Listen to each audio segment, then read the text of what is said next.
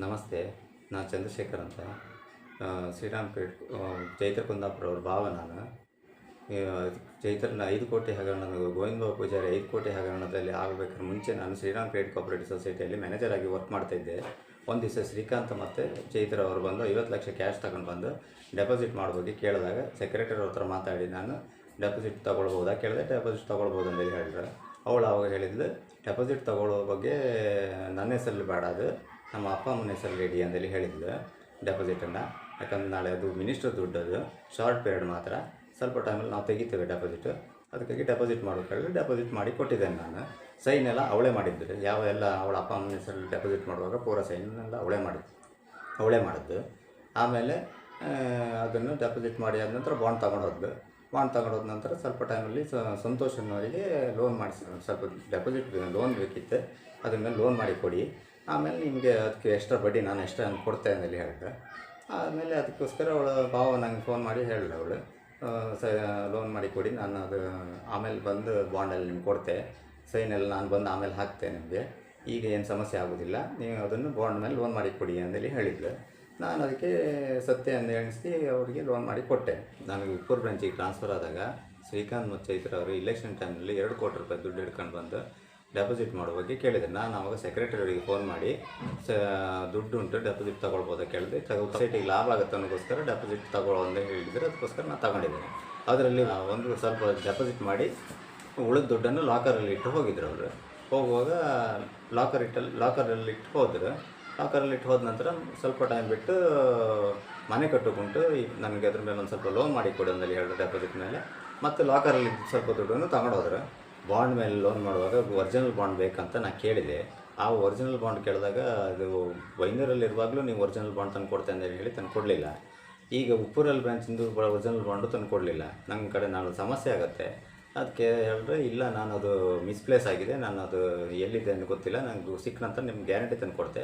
ಅದ್ರ ಮೇಲೆ ಆ ನಂಬಿಕೆ ಇಟ್ಕೊಂಡು ನಾನು ಅವಳಿಗೆ ಲೋನ್ ಮಾಡಿಸಿ ಕೊಟ್ಟದ್ದು.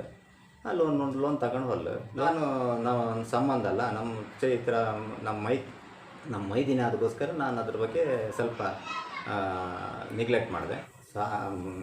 ಡೆಪಾಸಿಟ್ ಮೇಲೆ ಮಾಡಿರೋ ಸಾಲದ ದುಡ್ಡು ಮತ್ತು ಲಾಕರಲ್ಲಿರೋ ದುಡ್ಡನ್ನು ತಗೊಂಡೋದ ನಂತರ 1-1.5 ತಿಂಗಳಲ್ಲಿ ಚೈತ್ರ ಕುಂದಾಪುರ ಮತ್ತು ಶ್ರೀಕಾಂತ್ ಇಬ್ಬರು ಅರೆಸ್ಟ್ ಆದರು.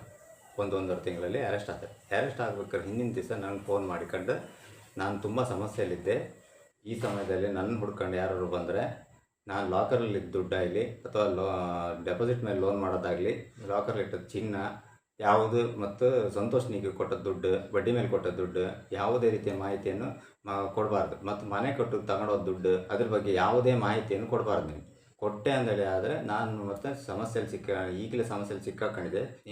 ನಿಮ್ಮಿಂದಾಗಿ ನಾನು ಸಮಸ್ಯೆಯಲ್ಲಿ ಸಿಕ್ಕಾಕೊಂಡ್ರೆ ನಾನು ಸಂಬಂಧಗಳ ಮುಖ ನೋಡೋದಿಲ್ಲ, ನಾನು ಅಕ್ಕ ಅಂದೇಳಿ ನೋಡೋದಿಲ್ಲ. ಅವಳನ್ನು ನಾನು ಎಲ್ಲಿ ಹ್ಯಾಂಗೆ ಇದು ಮಾಡಬೇಕಂತ ಗೊತ್ತುಂಟು ನನಗೆ ಅಂದೇಳಿ ಜೀವ ಬೆದರಿಕೆ ಹಾಕಿಲ್ಲ. ಸ್ಕೂಟಲ್ಲಿ ಹೋಗುವಾಗ ಇದು ಮಾಡ್ತೆ ಅಂತ ಹೇಳಿಲ್ಲ, ಅದಕ್ಕಾಗಿ ಜೀವ ಬೆದರಿಕೆ ಹಾಕಿಲ್ಲ. ನಾನು ಅದಕ್ಕೆ ಯಾವ ವಿಷಯನೂ ಯಾರ ಹತ್ರನೂ ಮಾತಾಡಲಿಲ್ಲ, ಯಾರಿಗೂ ವಿಷಯ ಹೇಳಲಿಲ್ಲ ನಾನು.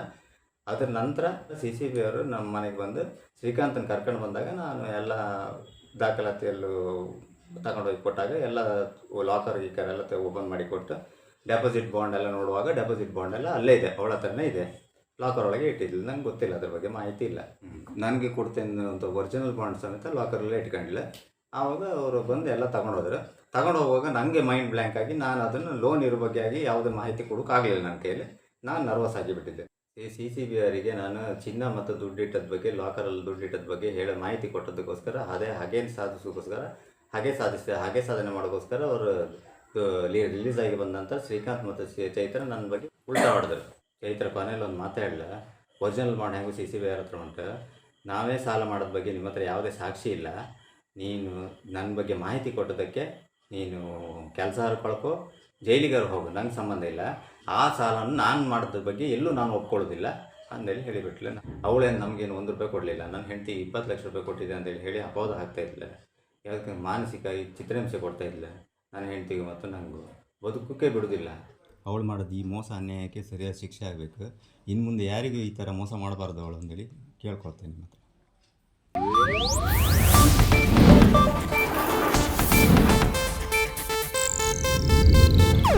ಇದು ಏಷ್ಯಾನೆಟ್ ನ್ಯೂಸ್ ನೆಟ್ವರ್ಕ್ ಪ್ರಸ್ತುತಿ.